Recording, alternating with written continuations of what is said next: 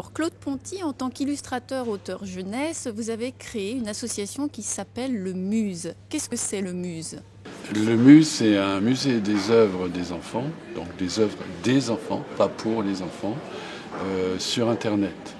Et ça veut montrer ce que nous, autres gens du MUSE, considérons comme des œuvres importantes ou remarquables, aussi bien sculpture, peinture, gravure, poèmes, chansons, enfin tout ce qu'on peut nous proposer est proposable du moment que c'est numérisé. Ce qu'on veut, c'est montrer aux enfants qu'on est attentif à ce qu'ils font, qu'il arrive que des enfants fassent des œuvres aussi importantes, aussi originales que des adultes, et que depuis des siècles et des siècles, c'est pas gardé, c'est pas conservé, c'est pas, enfin pas beaucoup, à peine. Ou alors on leur fait faire des dessins pour voir quel est leur équilibre psychologique ou mental, mais pas pour la beauté de l'œuvre. Et Internet, c'était la meilleure solution économique, mais c'était la plus intelligente parce que un musée en dur à Paris, c'est visible qu'à Paris, et alors que Internet, n'importe quel enfant du monde entier, n'importe quelle heure, peut voir ce que font les autres enfants d'ailleurs. Et donc, la seule question, c'est qu'il ait accès à un ordinateur, ce qui est quand même de plus en plus fréquent. On a des parrains qui soutiennent le MUSE, qui sont en général des gens liés à l'enfance d'une manière ou d'une autre, et donc aussi beaucoup d'auteurs et d'écrivains. Et parmi ces gens, et parmi d'autres qui ne veulent faire que ça, mais qui sont liés au monde de l'enfance, on a un certain nombre de personnes qui sont des jurys. De manière à ce qu'il y ait toujours 5 ou 6 personnes au moins, et toute œuvre qui a une majorité d'avis positifs entre dans le MUSE.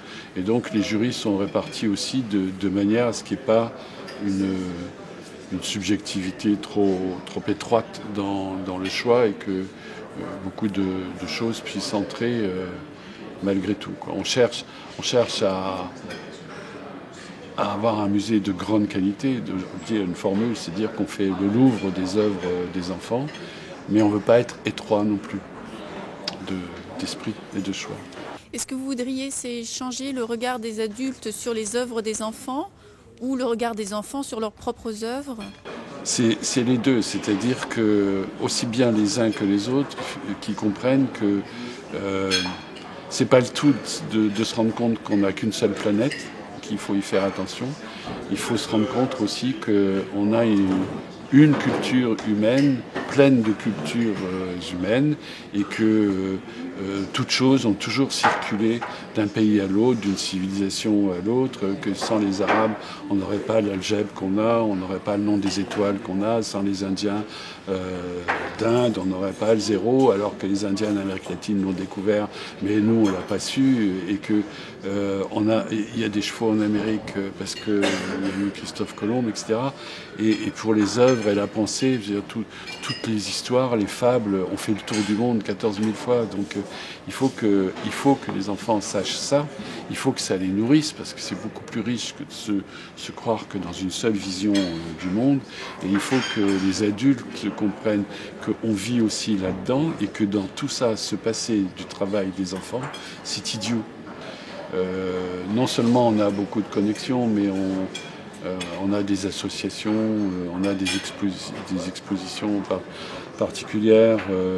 On a une association qui travaille des artistes qui sont dans des villes importantes de pays où la vie est difficile, et ils font des ateliers avec les enfants des rues.